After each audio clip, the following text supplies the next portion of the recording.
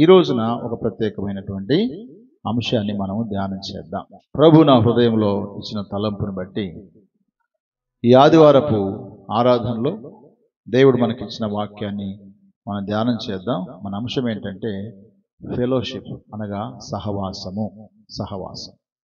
సహవాసం అనగా స్నేహం చేయుట. సహవాసము అనేది మనకేం చేస్తుందంటే సంతోషాన్ని కలుగజేస్తుంది. మనం చేసే సహవాసంలో తప్పక సంతోషం ఉండాలి. సంతోషం లేని సంసారం, సంతోషం లేని సహవాసము రెండు వేస్టే. ఒక వ్యక్తి ఎవరితోనైనా సహవాసం చేస్తున్నాడంటే అతని హృదయంలో ఏముండాలి? సంతోషం ఉండాలి.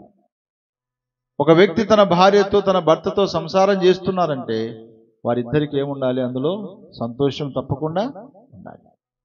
అలాగన బైబిల్లో కూడా కొన్ని సహవాసాలు రాయబడ్డాయి. ఏంటి ఆ సహవాసాలు? వాటిని మనం ఒకసారి చదివినట్లయితే సామెతల గ్రంథము 13వ అధ్యాయము 20వ వచనాన్ని చదువుకుందాం. జ్ఞానుల సహవాసము చేయువాడు జ్ఞానం గలవాడగును, మూర్ఖుల సహవాసము చేయువాడు చెడిపోవును అన్నాడు. ఇక్కడ రెండు రకాలైనటువంటి సహవాసాలు ఉన్నాయి. ఒక సహవాసం ఏమో జ్ఞానుల సహవాసం, రెండవ సహవాసం ఏంటంటే మూర్ఖుల సహవాసం. ఈ రెండిటిలో ఏది బెటరు అని అంటే జ్ఞానుల సహవాసమే మనకు బెటర్. జ్ఞానుల సహవాసం చేసినప్పుడు మనం జ్ఞానం గలవారం అవుతామంటున్నాడు. మూర్ఖుల సహవాసం చేసినప్పుడు మనం ఏమైపోతున్నాం? చెడిపోతాం అంటున్నాడు. చెడిపోతాం. అయితే ఈ జ్ఞానుల సహవాసము లేక ఈ జ్ఞానం అనేది ఎలా వస్తుంది అని అంటే సామెతల గ్రంథం 15వ అధ్యాయము 31వ వచనంలో ఈ మాటను మనం గమనిస్తే ఇలా రాయబడింది: జీవార్థమైన ఉపదేశమును అంగీకరించు వానికి జ్ఞానుల సహవాసం లభిస్తుందంట. చూడండి, ఇందులో జ్ఞానుల సహవాసం మనం చేయాలంటే, జ్ఞానుల సహవాసం మనకు దొరకాలంటే మనం ఏం చేయాలట? జీవార్థమైన ఉపదేశమును అంగీకరించు వానికి అన్నాడు. అంటే జీవార్థమైన ఉపదేశం అంటే మనల్ని బ్రతికించే ఉపదేశం వింటే మనకు జ్ఞానం కలిగిన సహవాసం మనకు దొరుకుతుంది. అర్థం చేసుకుందాం. జ్ఞానుల సహవాసం చేసేవాడు జ్ఞానం గలవాడు అవుతాడు. అయితే జ్ఞానుల సహవాసం ఎప్పుడు దొరుకుతుంది మనకు అంటే జీవార్థమైన ఉపదేశమును మనము అంగీకరించినప్పుడు. మరణార్థమైన ఉపదేశము కాదు, నశింపజేసే ఉపదేశము కాదు, జీవార్థమైనటువంటి ఉపదేశం ఏమైనా ఉందయ్యా అంటే అది దేవుని వాక్యమే. హల్లెలూయా! అది జీవవాక్యము, జీవార్థమైనటువంటి వాక్యము, జీవింపజేసే వాక్యము. ఈ వాక్యమును ఎప్పుడైతే మనం అంగీకరిస్తామో తప్పకుండా మనకి జ్ఞానుల సహవాసము దొరుకుతుంది. ఈ జ్ఞానుల సహవాసం చేసిన వాడు జ్ఞానం గలవాడవుతాడని వాక్యం సెలవిస్తుంది. కాబట్టి వాక్యం వింటున్న ప్రియ సహోదరి సహోదరులారా, జీవార్థమైన ఉపదేశాన్ని అంగీకరించి జ్ఞానుల సహవాసం చేసినప్పుడు మనకు జ్ఞానం లభిస్తుందనే సంగతిని మన మనసులో పెట్టుకుందాం. రెండవదిగా చూడండి, సామెతల గ్రంథం 22వ అధ్యాయము 24వ వచనం: కోపచిత్తునితో సహవాసము చేయకము, క్రోధము గల వానితో పరిచయం కలిగి ఉండకము అన్నాడు. కోపచిత్తునితో సహవాసం చేయకూడదు. సహవాసంలో కోపచిత్తునితో సహవాసం చేయకూడదు. వానికి కోపం వచ్చిందనుకో, వాని చేతిలో ఏదుంటే దాంతో కొట్టేస్తాడు. అప్పుడు మరణించే అవకాశం కూడా మనకు ఉంది. తన కోపమే తనకు శత్రువు కదా. చాలాసార్లు మన కోపంతో మనమే గాయపరుచుకుంటుంటాం. కొన్నిసార్లు మన కోపం మనకు శత్రువు అవుతుందని లోకములో నీతి సూత్రం కూడా ఒకటి ఉంది. తన కోపమే తనకు శత్రువు అన్నాడు. వాక్యం చెప్పే నేనైనా, వాక్యమైనా మీరైనా సరే కొన్ని సందర్భాల్లో కోపం వస్తుంది ఖచ్చితంగా. ఆ కోపము సమయ సందర్భానుసారమైన కోపం వేరు, కోపచిత్తుడిగా బ్రతికే జీవితమే వేరు. కొంతమంది ఎప్పుడైనా చూడు 24x7 అంటే 24 గంటలు ఎట్లుంటారో ముఖంలో సీరియస్నెస్ ఎక్కువ ఉంటుంది. వాళ్ళని ఎప్పుడైనా ముఖంలో ఎప్పుడైనా సంతోషం చూద్దామా, ఎప్పుడైనా చిరునవ్వుతో కనపడతారంటే చాలా కష్టం. ఎప్పుడు చూసినా కోపంగానే ఉంటారు వాళ్ళ ముఖం. ఏమండి బాగున్నారంటే బాగుండబట్టే కదా ఇట్టున్నామా, బాగున్నారా అంటే బాగున్నామంటే బాగుంటుంది అంతే కదా.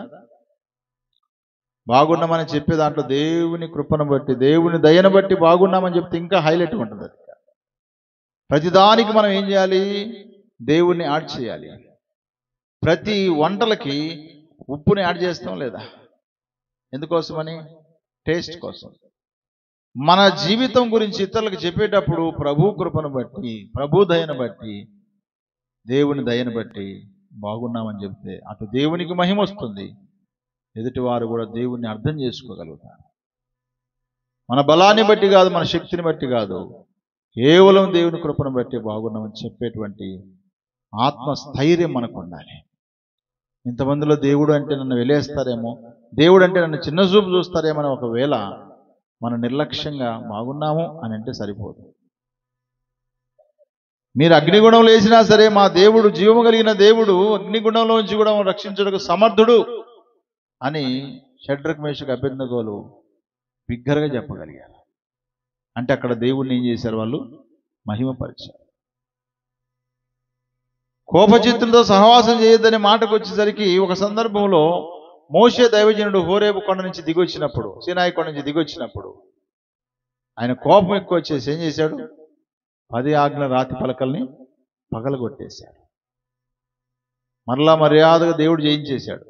ఆయన కోపానికి ఒక కారణం ఉంది. ఏంటో తెలుసా? దేవుని ప్రజలైన వారు దేవుని విసర్జించి దేవునికి ఆయాసకరంగా బ్రతుకుచు, చెయ్యకూడని విగ్రహారాధన చేస్తూ, గంతులు వేస్తూ, త్రాగుతూ, తినుచు, ఆటలాడుచున్న కారణాన్ని బట్టి ఆ మోషే ఏమైపోయాడు? మాకు దేవుడు కావాలని అహరోను చేత బలవంతంగా వారు ఒక బంగారు దూడను చేయించుకున్న కారణాన్ని బట్టి ఆయన కోపం వచ్చింది. కానీ ఆయన కోపచిత్తుడు కాడు.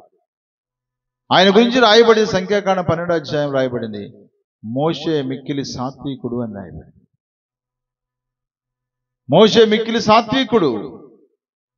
నేను మనుషులతో మాట్లాడినట్టుగా ఆయనతో మాట్లాడుతున్నాను. నేను అహరోను, మిరియాము, ఎందుకు మీరు మోషే మీద సనుగుతున్నారు మీరు అని దేవుడే ప్రశ్నించాడు. కాబట్టి ప్రియులారా, మనం ఎవరితో సహవాసం చేస్తున్నాం? కోపచిత్తునితో సహవాసం చేస్తున్నామా? అలాగైతే వాక్యం అంటుంది, కోపచిత్తునితో సహవాసము చేయొద్దు అంటున్నాడు. సామెతల గ్రంథం 24వ అధ్యాయము 1వ వచనం చదివినట్లయితే, దుర్జనులను చూసి మత్సరపడకము, వారి సహవాసము కోరుకుము, వారి హృదయము బలత్కారం చేయ యోచించును, వారి పెదవులు కీడును గూర్చి మాట్లాడును అన్నాడు. చూసారా? దుర్జనులు అంటే ఎవరో తెలుసా? దుర్మార్గులు. దుర్జనులు అంటే దుర్మార్గులు. కొంతమంది చాలా దుర్మార్గంగా ఉంటారు. తల్లి ఎవరో తెలియదు, పిల్ల ఎవరో తెలియదు, అన్న ఎవరో తెలియదు, తమ్ముడు ఎవరో తెలియదు. వారు అనుకున్నది చేయడమే వాళ్ళకు లక్ష్యంగా చేసుకుంటారు. దుర్మార్గులు. ఈ దుర్మార్గులు చూసి మత్సరపడొద్దు, అసలు వారి సహవాసమే కోరుకోవద్దు. ఎందుకంటే వారి హృదయం ఎట్లుంటుందంటే బలత్కారం చేయ యోచిస్తుంది. బలత్కారంగా పట్టుకుంటుందంటే ఎవరినైనా, ఆస్తిని కానీ అంతస్తుని కానీ తనది కాని దాన్ని బలత్కారంగా లాక్కోవడానికి. అలాగే వారి పెదవులు కీడును గురించి మాట్లాడుతుంటే ఎప్పుడు వారి పెదవుల్లో ఒక్క మేలును గురించి మాట్లాడతారు. మన పెదవులు కీడును గురించి మాట్లాడుతున్నాయా, మేలును గురించి మాట్లాడుతున్నాయా? ఈ దుర్జనులు లేక ఈ దుర్మార్గులు ఎప్పుడు చూసినా వారు బలత్కారంగానే ఉంటారంట. కీడును గురించి ఎక్కువగా మాట్లాడుతుంటారు. కాబట్టి కీడును గురించి ఎక్కువగా మాట్లాడే వారితో, దుర్మార్గులతో మనం సహవాసము చేయకూడదు అన్నారు. ఆ మీదట సామెతల గ్రంథం 28:7వ వచనం, ఉపదేశం అంగీకరించు కుమారుడు బుద్ధి గలవాడు, తుంటర్ల సహవాసం చేయవాడు తన తండ్రికి అపకీర్తి తెచ్చును. చూసారా? తుంటర్ల సహవాసం కనపడుతుంది ఇక్కడ. తుంటర్ల సహవాసం ఏం తీసుకొస్తుంది? తన తండ్రికి అపకీర్తిని తెస్తుంది. అందుకే పిల్లలు గుర్తించాలి, పెద్దలు గుర్తించాలి, పురుషులు స్త్రీలు గుర్తించాలి, తుంటర్ల సహవాసం మనం చేయకూడదు. మన పరిశుద్ధ గ్రంథంలో గమనిస్తే ఇశ్రాయేలుని 40 సంవత్సరాలు పరిపాలన చేసిన రాజులు ఎంతమంది? 3. ఆ 3లో సౌలు 40 సంవత్సరాలు చేశాడు. ఆ తర్వాత దావీదు 40 సంవత్సరాలు చేశాడు. ఆ తర్వాత వారి కుమారుడైనటువంటి సొలొమోను కూడా ఏం చేశాడు? 40 సంవత్సరాలు పరిపాలన చేశాడు.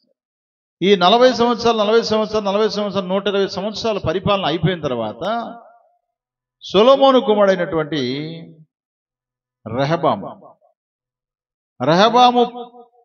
రాజుగా అయిన తర్వాత అక్కడ 2 భాగాలు అయిపోయినాయి. యూదా రాజులు 20 మంది అయిపోయారు, ఇశ్రాయేల్ రాజులు 19 మంది. అనగా మొత్తం ఎంతమంది? పాత నిబంధనలో ఉన్న పుస్తకాలు ఎన్ని? 39. ఈ పాత నిబంధనలోని రాజులు మనం చూస్తాం. ఈ రాజులు కూడా యూదా రాజులు 20 మంది, ఇశ్రాయేల్ రాజులు 19 మంది. ఈ 39 మందికి పైగా 40 సంవత్సరాలు పరిపాలన చేసింది సౌలు రాజు, దావీదు రాజు, సొలొమోను రాజు. అయితే సొలొమోను తర్వాత తన కుమారుడైనటువంటి రెహబాము కాలంలో 2 భాగాలుగా విభజించబడింది. 2 భాగాలుగా విభజింపబడింది. కారణం ఏంటి అని అంటే చూడండి ఆ మాట. మొదటి రాజుల గ్రంథం 12వ అధ్యాయము 4వ వచనం నుంచి, నీ తండ్రి బరువైన కాడిని మా మీద ముంచెను, నీ తండ్రి నియమించిన కఠినమైన దాస్యమును మా మీద అతడు ఉంచిన బరువైన కాడిని నువ్వు సులకనగా చేసిన ఎడల మేము నీకు సేవ చేయదాం. ఇక్కడ ఇశ్రాయేలు ప్రజలంతా కూడా 12 గోత్రాల వారు వచ్చి రెహబాము దగ్గర మనవి చేస్తున్నారు. ఏమని? నీ తండ్రి అయినటువంటి సొలొమోను ఏం చేశాడు? బరువైన కాడిని మా మీద పెట్టాడు. కాబట్టి అయ్యా, ఆ భారంను కొంచెం తగ్గిస్తే నీవు మాకు రాజుగా ఉంటావు, మేము నీకు దాసులుగా ఉంటాము అంటే, ఈ రెహబాము ఏం చేశాడు చూడండి 5వ వచనంలో, అందుకు రాజు, మీరు వెళ్ళి 3 దినములైన తర్వాత నా యొద్దకు తిరిగినని సెలవివ్వగా జనులు వెళ్ళిపోయి. వారు అడిగినటువంటి మనవికి రెహబాము రాజు ఏం చెప్పాడు? మీరు వెళ్ళి ఎన్ని రోజులకు రమ్మన్నాడు? 3 రోజులకు తిరిగి రండి, నేను అప్పుడు మీకు సమాధానం చెప్తానని చెప్పి వాళ్ళు వెళ్ళిన తర్వాత తానేం చేశాడు చూడండి 6వ వచనం, అప్పుడు రాజైన రెహబాము తన తండ్రి అయిన సొలొమోను బ్రతికి ఉన్నప్పుడు అతని సముఖమునందు సేవ చేసిన పెద్దలతో ఆలోచన చేసి ఈ జనులకు ఏమి ప్రత్యుత్తరం ఇచ్చేదనని వారిని అడగగా, వారు, ఈ దినముననే నీవు ఈ జనులకు దాసుడవై వారికి సేవ చేసి మృదువైన మాటలతో వారికి ప్రత్యుత్తరం ఇచ్చిన ఎడల వారు సదాకాలం నీకు దాసులగుదురు అన్నారు. చూసారా? పెద్దలు ఇచ్చిన ఆలోచన ఏంటి? అయ్యా, వాళ్ళు అడిగింది వాస్తవమే, వాళ్ళకు కొంచెం బరువు తగ్గిస్తే నువ్వు కూడా వాళ్ళ మీద రాజు అయి ఉండొచ్చు, కానీ వాళ్ళకు దాసుడుగా ఉండమని చెప్పారు. యేసు ప్రభు వారు యజమానుగా ఉండడానికి వచ్చాడా? లోకానికి దాసుడిగా ఉండడానికి వచ్చాడా? తను తాను రిక్తునిగా చేసుకున్నట్టే దాసుడిగా ఉండడానికి వచ్చాడు. అందుకోసం మనం అందరము ఆయన నమ్ముకోగలిగాం. ఇశ్రాయేలు కూడా అన్నారు, మాకు రాజు వస్తాడు అనుకున్నాం. రాజు ఇట్లా ఉంటాడా? గాడిద మీద ప్రయాణం చేస్తాడా? రాజు అంటే గుర్రం మీద వచ్చి కత్తి పట్టుకొని యుద్ధం చేస్తే ఆయనే యేసురాజు అని నమ్ముతాం. ఆయన నమ్మం మేము. ఆయన మిక్కిలి సాత్వికంగా గాడిద మీద ప్రయాణం చేసేందుకు ఇశ్రాయేలు నమ్మలేదు. ఆయన రాజులకు రాజు, ప్రభులకు ప్రభు నమ్మలేదు. అది తెలుసా? అందుకే ఈ పెద్దలు ఏమని చెప్తున్నారు ఇక్కడ తెలుసా? అయ్యా, నువ్వు మృదువైన మాటలతో వారికి ప్రత్యుత్తరం ఇవ్వయ్యా, స్మూత్గా మాట్లాడు, రఫ్గా మాట్లాడొద్దు. నీ తండ్రి కాలంలో వారు ఎంతో మేలు చేసుకుంటూ వచ్చారు, మీ తండ్రి చెప్పినట్టు విన్నారు అని వాళ్ళు సలహా ఇచ్చారు. పెద్దలు సలహా తీసుకోవడం మంచిదా చెడ్డదా అని అంటే, ఎప్పుడైనా సరే మనకంటే పెద్దవారిని ఏం చేయాలి? మనం సలహా తీసుకోవాలి. ఆలోచనకర్తలు అనేకులు ఉంటారు, రక్షణకరమని బైబిల్లో రాయబడింది. కాబట్టి ఆలోచన మంచిగా చెప్పారు. ఈ ఆలోచన తను ఏం చేశాడు రెహబాము రాజు? 8వ వచనం, మొదటి రాజులు 12:8. అయితే అతడు పెద్దలు తనతో చెప్పిన ఆలోచన నిర్లక్ష్యపెట్టి తనతో కూడా పెరిగిన యవనులను పిలిచి ఆలోచన అడిగి వారికి లాగు ప్రశ్న వేశాను, మా మీద నీ తండ్రి ఉంచిన కాడిని సులకన చేయడని నాతో చెప్పుకొనిన ఈ జనులకు ప్రత్యుత్తరమించుటకు ఏ ఆలోచన మీరు చెప్పుదురు? అప్పుడు అతనితో కూడా ఎదిగిన ఆ యవనస్తులు ఈ ఆలోచన చెప్పిరి, నీ తండ్రి మా కాడిని బరువైనదిగా చేశాను గాని నీవు దాన్ని సులకనగా చేయవలన నీతో చెప్పుకున్న ఈ జనులకు ఎలాగో ఆజ్ఞయము. నా తండ్రి నడుము కంటే నా చిటికన వేలు పెద్దదిగా ఉండును. నా తండ్రి మీ మీద బరువైన కాడిని పెట్టిన సరే నేను ఆ కాడిని ఇంకా బరువుగా చేయుదును. నా తండ్రి చెబుకలతో మిమ్మల్ని శిక్షించను సరే నేను కొరడాలతో మిమ్మల్ని శిక్షించుదును. చూసారా? ఇది ఏ బ్యాచ్? ఇది తొంటరల సహవాసం. ఇది మొదట సహవాసం చోత ఆయన ఏం చేశాడు? పెద్దలైనటువంటి వారికి ఆలోచన అడిగితే వారు చెప్పారు, అయ్యా మృదువుగా మాట్లాడి వాళ్ళకు నువ్వు దాసుడిగా ఉంటే వాళ్ళు ఎల్లకాలం నీ కింద దాసులుగానే ఉంటారు, నువ్వు వాళ్ళకు రాజుగా ఉంటావని చెప్పిన ఆలోచన నిర్లక్ష్యం చేసి, పెద్దల ఆలోచన నిర్లక్ష్యం చేసి తనతో పెరిగినటువంటి తొంటర్లైనటువంటి ఆ యవనస్తులు సలహా అడిగితే వారేమో తెలుసా, మా తండ్రి మీ మీద కాడి పెట్టాడు కదా, ఆ కాడిని ఇంకా బరువు చేస్తాను. మా తండ్రి చబుకలతో మిమ్మల్ని కొట్టాడు కదా, నేను నీ కొరడాలతో మిమ్మల్ని శిక్షిస్తాననే ఘాటైనటువంటి మాటలు ఈ తుంటర్లు సలహా ఇచ్చారు. ఈ సలహా మేరకు 3వ రోజు అయిపోయింది. అప్పుడు 3వ రోజు వాళ్ళు తిరిగి వచ్చారు. 3వ రోజు తిరిగి వచ్చినప్పుడు వాళ్ళకి ఏం సమాధానం ఇచ్చాడు చూడండి. 1 రాజులు 12:12 3వ దినమందు నా యుద్ధకు రండని రాజు నిర్ణయం చేసి ఉన్నట్లు యెరోబామును జనులందరూ 3వ దినమున రెహబాము వద్దకు వచ్చిరి. అప్పుడు రాజు పెద్దలు చెప్పిన ఆలోచన నిర్లక్ష్యపెట్టి యవనులు చెప్పిన ఆలోచన చొప్పున వారికి కఠినముగా ప్రత్యుత్తరం ఇచ్చి ఇట్లు ఆజ్ఞాపించు, నా తండ్రిని మీ కాడిని బరువుగా చేసిన గాని నేను మీ కాడిని మరీ బరువుగా చేయుదును. నా తండ్రి చబుకులతో మిమ్మల్ని శిక్షించిన గాని నేను కొరడాలతో మిమ్మల్ని శిక్షించుదును. జనులు చేసిన మనవిని రాజు ఈ ప్రకారం అంగీకరింపకపోయెను. సిలోనీయుడైన అహియా ద్వారా నెబాతు కుమారుడైన యెరోబాముతో తాను పలికించిన మాట నెరవేర్చవలనని యెహోవా ఇలాగూ జరిగించెను. ఆ తర్వాత 21వ వచనంలో రెహబాము యెరూషలేమునకు వచ్చిన తర్వాత యెరూషలేము వారితో యుద్ధము చేసి రాజ్యము సొలొమోను కుమారుడు రెహబాము అను తనకు మరలా వచ్చినట్టు చేయుటకై యూదా వారందరిలో నుండి బెన్యామీను గోత్రులన్నీ ఉండి యుద్ధ ప్రవీణులైన 180,000 మంది పోగు చేశాను. అంతటా దేవుని వాక్కు దైవజనుడకు షమయాకు ప్రత్యక్షమై ఇలాగూ సెలవిచ్చాను, రెహబాముతోను యూదా వారందరితోనూ బెన్యామీనులందరితోనూ శేషించిన వారందరితో ఇట్లా అనము, యెహోవా సెలవిచ్చినదేమనగా జరిగేది నా వలన జరిగెను. మీరు ఇశ్రాయేలు వారికి మీ సహోదరులతో యుద్ధము చేయుటకు వెళ్ళక అందరూ మీ ఇండ్లకు తిరిగిపోవుడి. కాబట్టి వారి యెహోవా మాటకు లోబడి దానిని బట్టి యుద్ధమునకు పోక నిలిచిపోయిరి. అంటే ఏం జరిగింది ఇక్కడ అంటే, యెరోబాము ఒక రాజ్యం అయిపోయింది, రెహబాము ఒక రాజ్యం అయిపోయింది.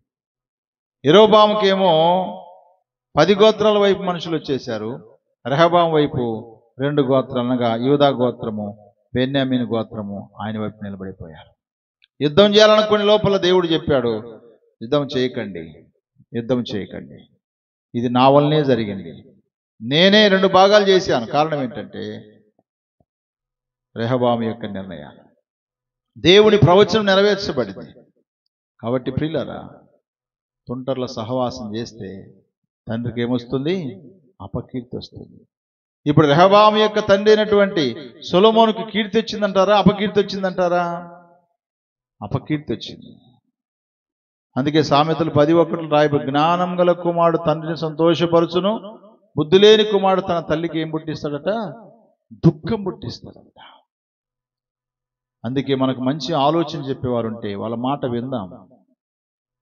తుంటర్ల సహవాసం చేసి తండ్రులకు అపకీర్తి, దేవునికి అపకీర్తి ఇచ్చే బిడ్డలుగా మనం ఈ లోకంలో ఉండకూడదని దేవుని వాక్యం సెలవిస్తుంది.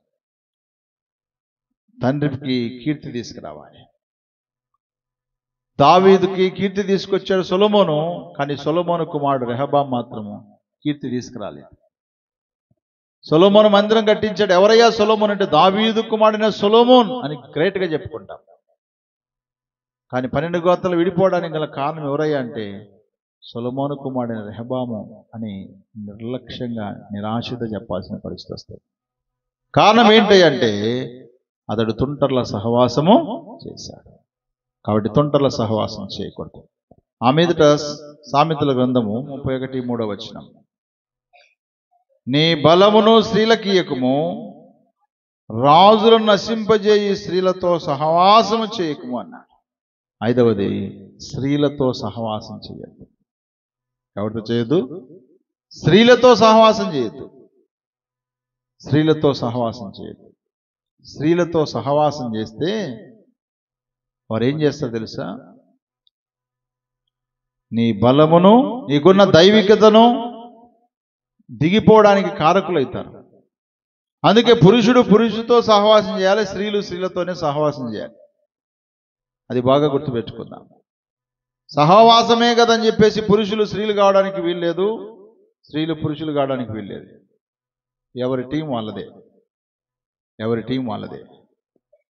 నా కుమారుడైనటువంటి లెమియేలు అంటే సొలొమోనుతో వాళ్ళ తల్లి చెప్తుంది, నా కుమారుడైన లెమియేలు, రాజైన లెమియేలు, నా మాట విని ఒక్కసారి, నేను నీ కన్నా తల్లిని, నేను ఒక తల్లిగా నీకు చెప్తున్నాను, నీ బలమును స్త్రీలకి ఇయ్యొద్దు, రాజులను నశింపజేసే స్త్రీలతో సహవాసము చేయొద్దు.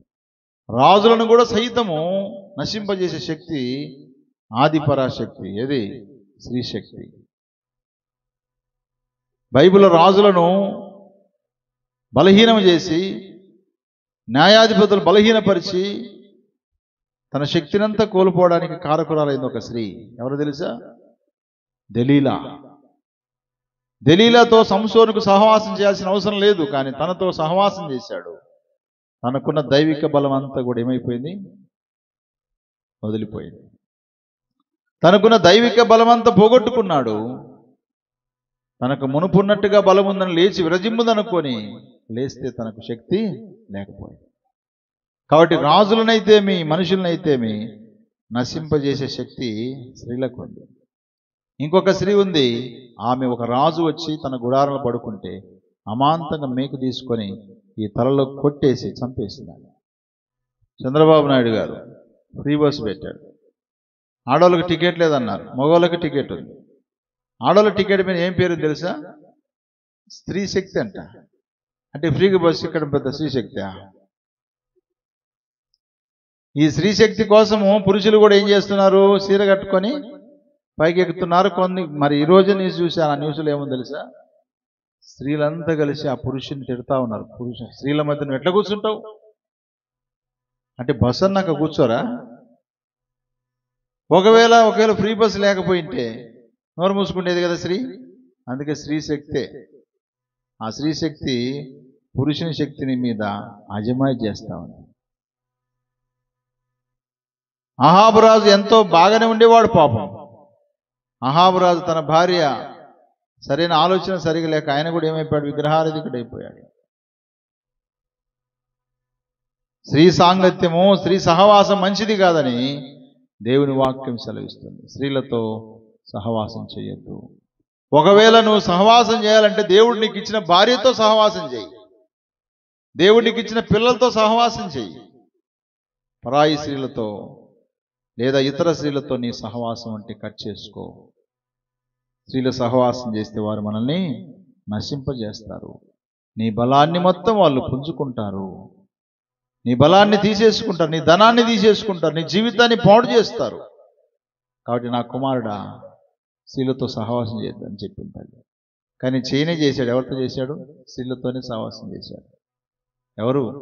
సొలొమోను. ఎంతమంది భార్యలు తెలుసా ఆయనకి? మొదటి రాజుల గ్రంథం 11వ అధ్యాయం 3వ వచనం. అతనికి 700 మంది రాజకుమార్తెలైన భార్యలను 300 మంది ఉపపత్తులు కలిగి ఉండిరి. అతని భార్యలు అతని హృదయమును త్రిప్పివేసిరి. మొదటి వచనం. మోయాబీలు, ఏదోమీలు, అమ్మోనీయులు, సీదోనీయులు, హిత్తీలు అను జనులు మీ హృదయములను తమ దేవతల తట్టు త్రిప్పుతారు గనుక వారితో సహవాసం చేయకూడదని, వారిని మీతో సహవాసం చేయనీయకూడదని యెహోవా ఇశ్రాయేలుకు సెలవిచ్చి ఉన్నాడు. అయితే రాజైన సొలొమోను ఫరో కుమార్తెను గాక ఆ జనులలో ఇంకా అనేక మంది పరస్త్రీలను మోహించి కామతృత గలవాడై వారిని ఉంచుకొనుచు వచ్చెను. అతనికి 700 మంది రాజకుమార్తెలైన భార్యలను 300 మంది ఉపపత్తులు కలిగి ఉండిరి. అతని భార్యలు అతని హృదయమును త్రిప్పివేసిరి. తన భార్యలు ఏం చేశారు? తన హృదయాన్ని త్రిప్పివేశారు.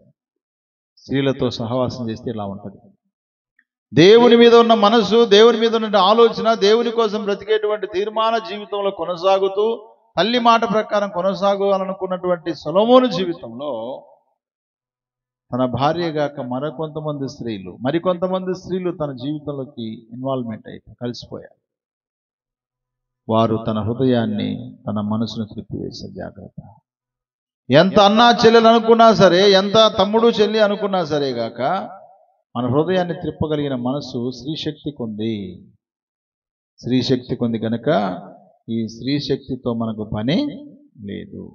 స్త్రీలతో సహవాసం చేసిన పని మనకు ఉండకూడదని దేవుని వాక్యం సెలవిస్తుంది. స్త్రీలతో సహవాసం చేస్తే నశింపజేస్తారు, నాశనం చేస్తారు.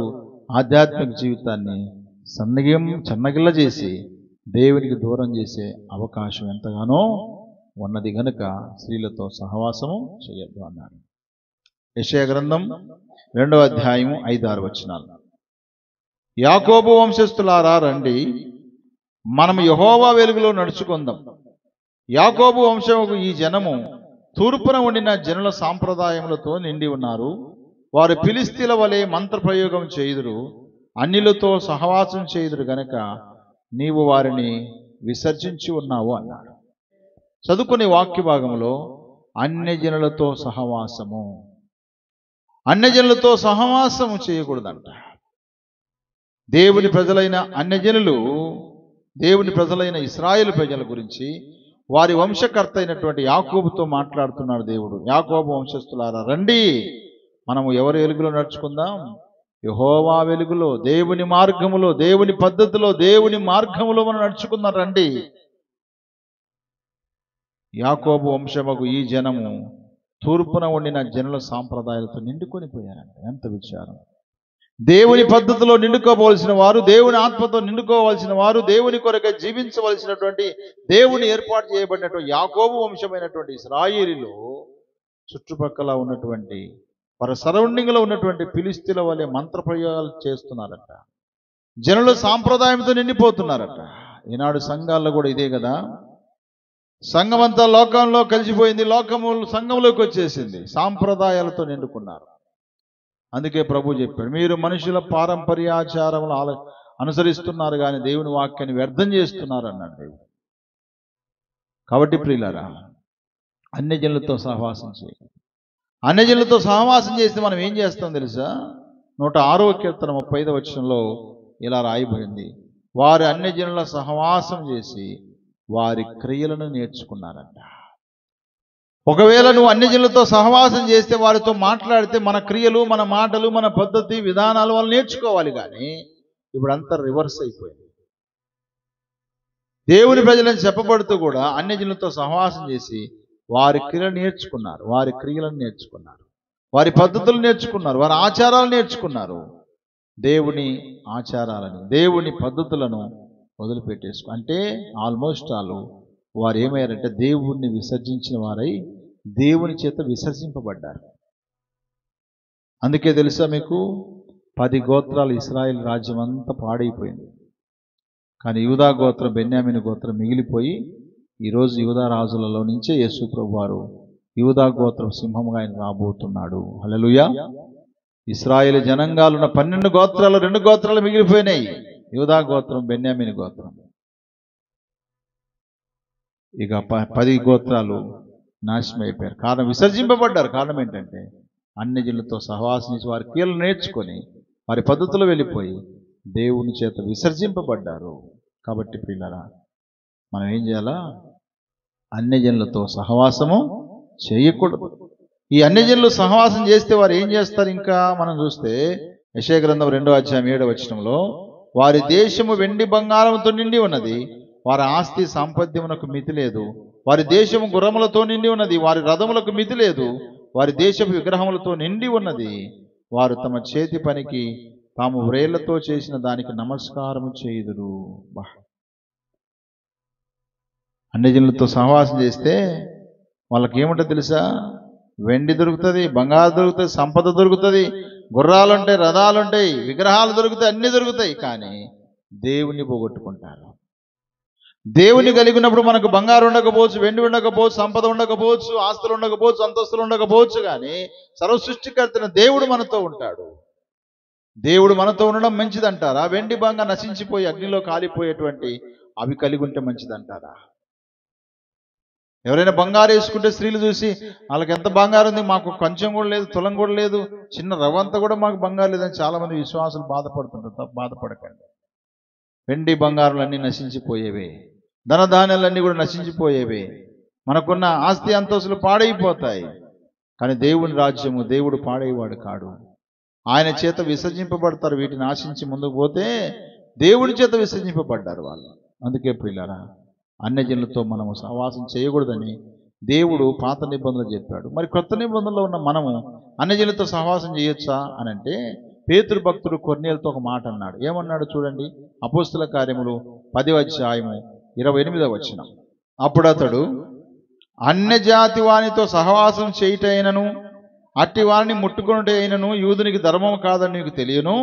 అయితే ఏ మనుషుడు నిషేధింపదగిన వాడైనను అపవిత్రుడైనను చెప్పకూడదని దేవుడు నాకు చూపించి ఉన్నాడు అన్నాడు. హల్లెలూయా. అంటే పాత నిబంధనలో యూదులైనటువంటి వారు ఇశ్రాయేలు ప్రజలతో దేవుడు చెప్పిన మాట ఏంటంటే అన్యజనులతో మీరు సహవాసం చేయొద్దన్నాడు. అలాంటి యూదా కుటుంబంలో నుంచే, అలాంటి ఇశ్రాయేలు జాతి నుంచి ఒక యూదునిగా, ఒక దేవుని బిడ్డగా నేను ఇక్కడ ఉన్నాను. మీకు తెలుసో తెలియదో కొర్నేలి, దేవుడు మాకు చెప్పాడు అన్యజనులతో సహవాసం చేయొద్దని, వాళ్ళు ముట్టుకోవద్దని చెప్పాడు. మాకు ధర్మశాస్త్రం అదే నేర్పించింది. కానీ ఇప్పుడైతే ఏ మనుషుడు నిషేధింపదగిన వాడు కాడు, ఏ మనుషుడు అపవిత్రమైన వాడు కానే కాదు అంటూ వాళ్ళకు దేవుని సువార్త ప్రకటించి ప్రభువులోకి కొర్నేలిని తనతో ఉన్న వారందరినీ కూడా నడిపించాడు. అంటే ఇక్కడ మనం అర్థం చేసుకోవాల్సింది ఏంటంటే, ఒకవేళ నువ్వు అన్యజనులతో సహవాసం చేస్తున్నావు అంటే నీకు ఒక ఇంటెన్షన్ ఉండాలి, ఒక ఉద్దేశం ఉండాలి. ఏంటా ఉద్దేశం అంటే, ఆ వారితో సహవాసం చేసి ప్రభు కోసం వారిని రక్షించుట కోసమే, ప్రభు దగ్గర నడిపించుట కోసమే మనం ఏం చేయాలి? అన్యజనులతో సహవాసము చేయాలి. మాట్లాడేది వేరు, సహవాసం చేసేది వేరు. వారితో మాట్లాడుతూ కొంత సమయం గడిపితే సహవాసం చేస్తున్నాను అనుకోండి, కానీ ఆ సహవాసం ఏమై ఉండాలి? ఆ సహవాసం వెనకాల నీ ఉద్దేశం ఏమై ఉండాలి? ఆ వ్యక్తి ప్రభు దగ్గరికి రావాలి, ఆ వ్యక్తి దేవుని దగ్గర రావాలి. అందుకోసమే అపోస్తులు కూడా ఏం చేశారు? సమరయ ప్రాంతానికి వెళ్ళారు. సమరయులంటే నీచమైన వారు, సమరయులంటే అపవిత్రమైన వారు, సమరయులంటే భక్తి లేని వారు. అలాంటి వారి దగ్గరికి కూడా వెళ్ళి శిష్యులు వారికి దేవుని మాట చెబితే పరిశుద్ధాత్మను పొందుకొని అనేకులు ప్రభువునందు ఏం చేశారు? విశ్వాసం ఉంచారు. హల్లెలూయా. కాబట్టి అన్యజనులతో సహవాసం చేయకూడదనే వాస్తవమే. ఒకవేళ సహవాసం చేస్తే వారిని ప్రభు కొరకు సంపాదించడానికి మాత్రమే సహవాసం చేయి. ఆ సహవాసాన్ని దేవుడు దీవించి వారిని రక్షణలోకి తీసుకొస్తాడు. ఒక ఆత్మ నువ్వు రక్షించిన దానివైతావు, ఒక ఆత్మ నువ్వు రక్షించిన వాడవవుతావు. కాబట్టి అన్యజనులతో సహవాసం చేసి విసర్జింపబడక, అన్యజనులతో సహవాసం చేసి ఒక ఆత్మ రక్షించే రీతిగా మనం సహవాసం చేస్తే మంచిదనే సంగతిని నేను జ్ఞాపకం చేస్తూ ఉన్నాను. కాబట్టి ప్రియులరా, 6 సహవాసాలు ఉన్నాయి. 1, జ్ఞానుల సహవాసం చేయాలి. 2వది, కోపచిత్తులతో సహవాసము చేయకూడదు. దుర్మార్గులతో సహవాసము చేయకూడదు. తొంటర్ల సహవాసము చేయకూడదు. స్త్రీలతో సహవాసము చేయకూడదు. అన్యజనులతో సహవాసము చేయకూడదు. మరి ఎవరితో సహవాసం చేయాలి? మనము చూద్దాం. మనకందరూ తెలిసిన మాటలు అవన్నీ. యోబు గ్రంథం 22వ అధ్యాయం 21వ వచనం, ఆయనతో సహవాసం చేసిన యెడల మీకు సమాధానము కలుగును, అలాగున నీకు మేలు కలుగును అన్నాడు. అంటే దేవుని పిల్లలుగా మన జీవితంలో దేవునితో సహవాసం చేయాలి. దేవునితో మనం సహవాసం చేస్తే 2 విషయాలను ఎక్కడ ఏంటట? సమాధానం ఉంది, అదే సమయంలో మేలు కూడా ఉందంట. దేవునితో సహవాసం, దేవునితో నువ్వు సహవాసం చేస్తే తప్పకుండా నువ్వు ప్రార్థిస్తావు. దేవునితో నువ్వు సహవాసం చేసి తప్పకుండా నువ్వేం చేస్తావు? పాటలు పాడగలుగుతావు. దేవునితో నువ్వు సహవాసం చేస్తే విశ్వాసం కలిగి ఉంటావు. దేవునితో నువ్వు సహవాసం చేస్తే నిరీక్షణ ఉంటుంది. దేవునితో సహవాసం చేస్తే నిరుత్సాహపడవు, అవిశ్వాసంలోకి దిగజారిపోవు. దేవునితో సహవాసం చేసి నీ జీవితంలో సమాధానం నీ హృదయాన్ని ఏలుతూ ఉంటుంది. దేని విషయంలో చింతపడక ప్రతి విషయంలో కృతజ్ఞతాపూర్వకంగా నీ మనవులను విన్నపములు దేవుని తెలియజేస్తూ దేవుని చేత పొందుకునే ఆనందాన్ని నీ హృదయంలో నింపుకోగలుగుతావు. దేవునితో సహవాసం చేయాలి. ఆదివారం ఒక్కరోజు సహవాసం చేయడం కాదు సుమా, అన్ని దినము కూడా దేవునితో సహవాసం చేయాలి. ఆదివారం సంఘంతో సహవాసం చేస్తాం. కొంతమంది ఆదివారం సంఘ సహవాసం కూడా నిర్లక్ష్యం చేస్తారు. చాలామంది దేవునితో సహవాసం చేసేవారు ఆదివారపు ఆరాధనలో ఉండే సహవాసాన్ని కోల్పోరు. తెలుసా? ఆదివారం ఆరాధన అయిపోగానే ఎవరి దోవనములు వెళ్ళిపోవడం కాదు. అయిపోయిన తర్వాత మనం ఏం చేయాలా? కొద్దిసేపు 5 లేక 10 నిమిషాలు నిలబడి ఒకరికొకరు శుభవందనాలు చెప్పుకొని, ఒకరి సమస్యను ఒకరు తెలుపుకొని మన గృహాలకు పోతే క్షేమం. అది బాగా గుర్తుపెట్టుకోండి. సంఘస్థులుగా మీకు అందరూ చెప్తున్నాను, అయిపోగానే తోక కోసిన గొర్రెలాగా వెళ్ళిపోకండి. దేవునితో సహవాసం చేసి నీవు దేవుడి రక్తం చేత కడగబడినటువంటి తోటి సహోదరితో సరైన రీతిగా వందనాలు చెప్పుకోకుండా, సరైన రీతిలో కొంతసేపు ముచ్చటించకుండా ఎలా వెళ్ళిపోవాలనిపిస్తుంది నీ ఇంటికి? నువ్వు సమాధానం ఉంటుందా నీకు? అసలు మేలు నీకు కలుగుతుందా చెప్పండి? అది గమనించుకోవాలి మనం. ఆరాధన అనంతరము ఆత్మీయమైనటువంటి సహవాసం కొంత మాట్లాడి వెళ్ళిపోతే ఎంతో క్షేమం తెలుసా నీకు? అది ఎంతో సంతోషం. ఆయనతో సహవాసం చేసిన నీకు సమాధానం అన్నాడు. అలాగన మేలు అనగా దేవునితో మనం సహవాసం చేయాలి. రెండవదిగా అందులో 1 యోహాను పత్రిక 1వ అధ్యాయము 3-4 వచనాలు. మాతో కూడా మీకును సహవాసం కలుగునట్లు మేము చూసిన దానిని వినిన దానిని మీకు తెలియజేయుచున్నాము. మన సహవాసం అయితే తండ్రితో కూడాను ఆయన కుమారుడైన యేసుక్రీస్తుతో కూడాను ఉన్నది. మన సంతోషము పరిపూర్ణమగుటకై మేము ఈ సంగతులు రాయుచున్నాము అని యోహాను భక్తుడు చెప్పాడు. అంటే క్రీస్తుతో సహవాసం అనగా నీ కొరకు నా కొరకు రక్తం కార్చాడు ఆయన. నీ కొరకు నా కొరకు తన శరీరాన్ని దాల్చుకున్నాడు. తెలుసా, ఆత్మ అయిన దేవుడు ఎవరి కోసం శరీరం దాల్చుకున్నాడు? నీ కోసమే, నా కోసమే శరీరాన్ని దాల్చుకొని ఆ శరీరాన్ని నీ కొరకు నా కొరకు పన్నంగా పెట్టడానికి, కొడా దెబ్బలకు అప్పగించుకోవడానికి, రక్తము చిందించటానికి ఆయన ఏం చేశాడు? శరీరమును దాల్చుకొని వచ్చాడు. హల్లెలూయా. ఒక సేవకునికి బాధ కలగకూడదు. తెలుసా, తను చెప్పిన దానికి పరమార్థం, తను చెప్పిన దానికి రిజల్ట్ ఏమైనా కనబడితే సేవకునికి ఎట్లా ఉంటుంది? చాలా సంతోషంగా ఉంటుంది. అంటే నేను చెప్పిన వాక్యం వారి హృదయాల్లో ఏం చేసింది?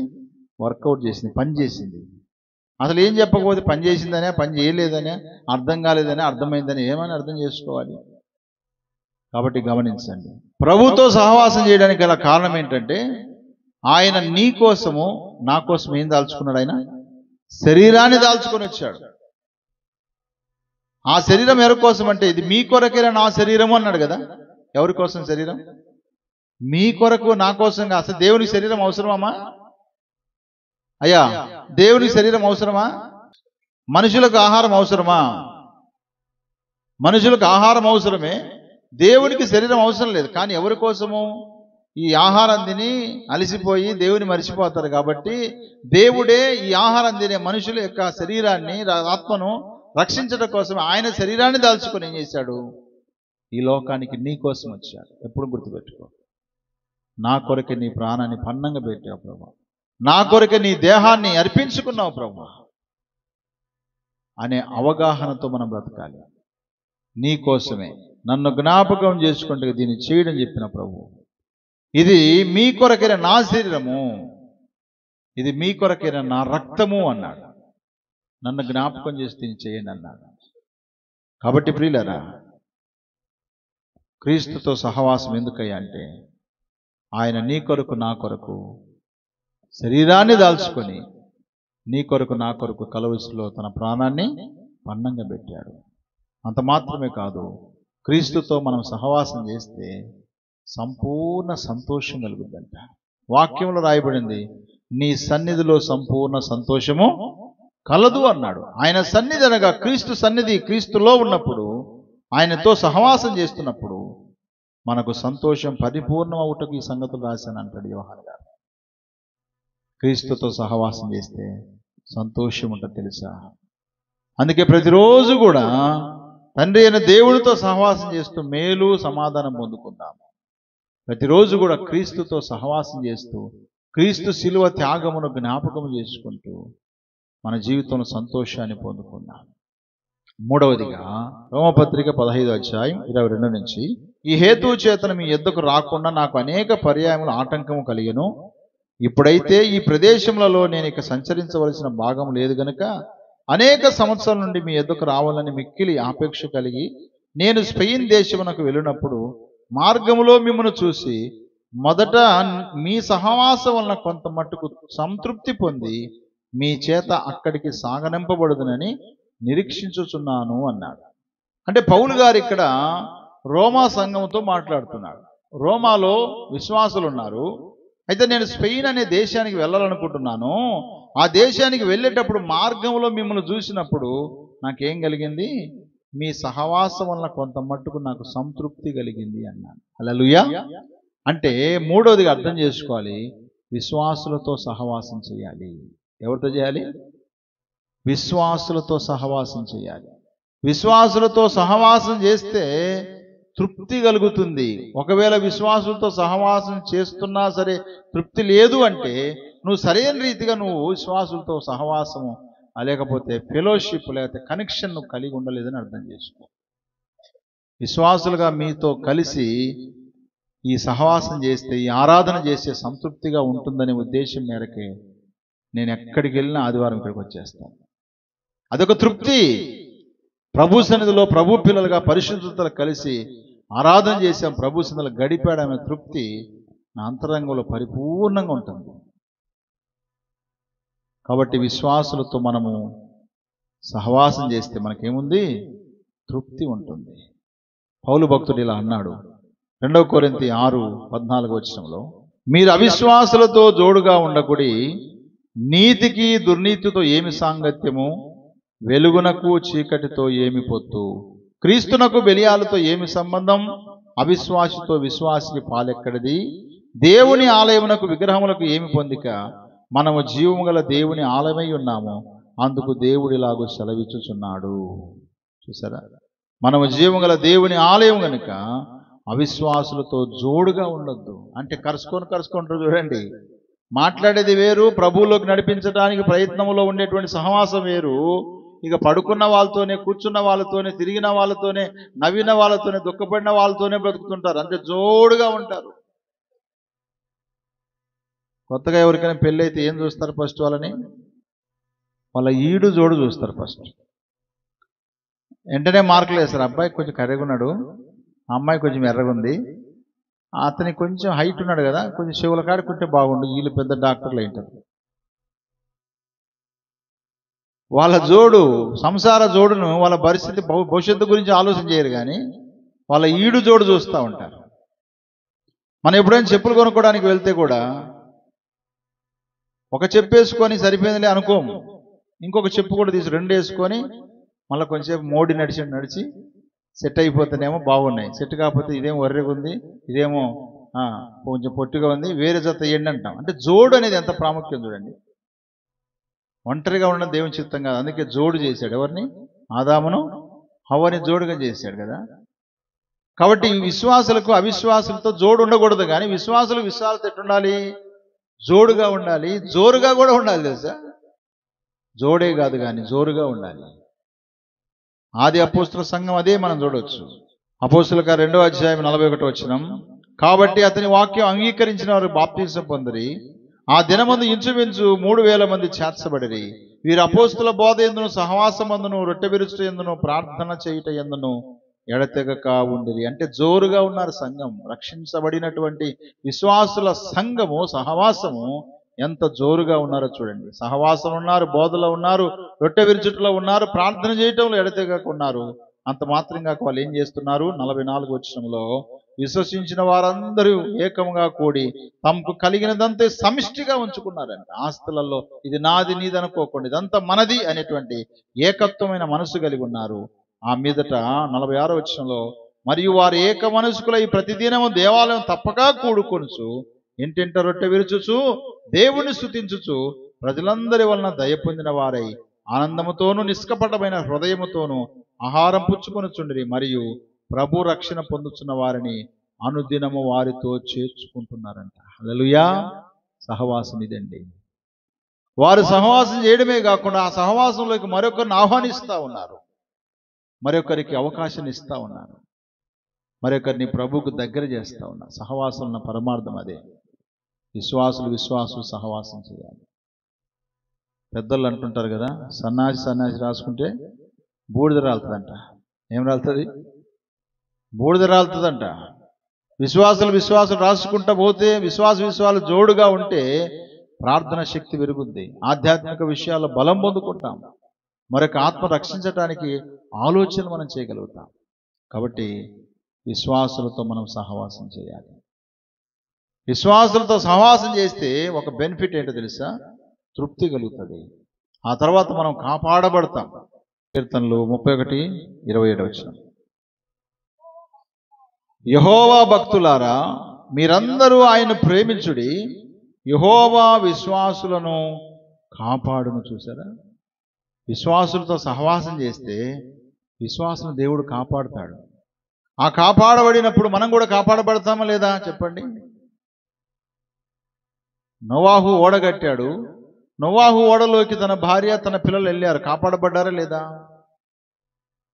నీ ఎంత తిక్కలోడు ఎవరు లేడని భార్య ఒకవేళ నిర్లక్ష్యం చేసింటే మా అమ్మదే కరెక్ట్ అని కొడుకులు వాళ్ళమ్మ మాట వింటే, మా భర్తలు చేసింది వాస్తవమే అని వాళ్ళతో పాటు ఉండింటే మిగతా ఈ 7 మంది జలప్రలయం కొట్టుకొని పోయేవాళ్ళు. కానీ విశ్వాసాన్ని కాపాడుకుంటూ ప్రభు కోసం బ్రతుకుతున్న నోవాహు యొక్క విశ్వాసములో మీరేం చేశారు? కాపాడబడ్డారు తెలుసా? అలాగే దేవుని ప్రజలను ఇశ్రాయేలు ప్రయాణం చేసి వచ్చినప్పుడు యోర్దాను దాటిన వెంటనే యెరికో పట్టణానికి వెళ్ళేటప్పుడు వేశ్య అయినటువంటి రాహాబు ఆమె యొక్క విశ్వాసము తన కుటుంబాన్ని ఏం చేసింది? కాపాడింది. మూడోది ఏంటంటే అందులో అపోస్తుల కార్యం 5వ అధ్యాయము 12వ వచనం చదువుదాం. ప్రజల మధ్య అనేకమైన సూచక్రియలను మహత్కార్యములు అపోస్తుల చేత చేయబడుచుండెను. మరియు వారందరూ ఏక మనసుకులై సొలొమోను మంటపములో ఉండిరి. కడమ వారిలో ఎవడనూ వారితో కలుసుకుంటకు తెగింపలేదు గాని ప్రజలు వారిని గణపరచుచుండిరి.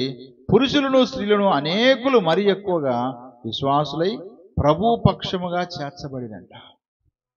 అంటే విశ్వాసులతో మనము సహవాసం చేస్తే ప్రభు పక్షంగా చేర్చబడతాము. వీళ్ళు ప్రభు పిల్లలు అని తెలియపరచబడుతుంది. మొట్టమొదటిగా క్రైస్తవులు అనబడినటువంటి పట్టణం ఏది తెలుసా? అంతియోకయలో క్రైస్తవులు అనబడ్డారు. క్రీస్తును అనుభవిస్తున్నందుకు, క్రీస్తును అనుసరిస్తున్నందుకు, క్రీస్తు పిల్లలు కలిసి తిరుగుతున్నందుకు వీరు క్రైస్తవులు, దేవుని బిడ్డలని గ్రహించగలిగారు ఆ పట్టణంలో ఉన్నవారు. కాబట్టి ప్రియులారా, విశ్వాసులతో మనం సహవాసం చేస్తే ప్రభు పక్షమున ఉన్నారు అని గుర్తించగలుగుతారు. ప్రభు పక్షున లేకపోతే, విశ్వాసులతో మనం ఉండకపోతే మనం చాలా నష్టపోతాం తెలుసా? నిర్గమకాండము 32:26. పాలెము యొక్క ద్వారమున నిలిచి యెహోవా పక్షమున ఉన్నవారందరూ నా యొద్దకు రండి అనగా లేవీలందరూ అతని యొద్దకు కూడి వచ్చిరి.